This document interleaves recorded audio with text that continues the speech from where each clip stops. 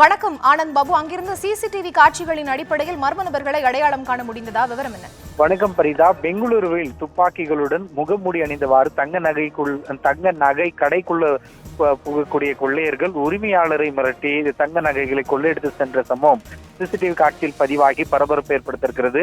பெங்களூரு மாகடி சாலை மஞ்சவள்ளி கேட் அருகே பைரேஸ்வர வளாகத்தில் ராம் ஜுவல்லர்ஸ் எனும் கடை செயல்பட்டு வருகிறது. இந்த கடைக்குள்ளாக முகமூடி அணிந்து கைகளில் துப்பாக்கிகளை வைத்திருந்த மர்ம நபர்கள் கடையில் இருந்த உரிமையாளர் மற்றும் ஊழியர்களை துப்பாக்கி காட்டி பயமுறுத்தினர்கள். பின்னர் தங்க நகை கடையில் இருந்த தங்க நகைகளை திருடி கொண்டு தப்பி ஓடி இருக்கிறார்கள். இந்த கொள்ளை சம்பவம் அந்த தங்க நகை கடையில் இருந்து சிசிடிவி கேமராவில் பதிவாகி இருக்கிறது.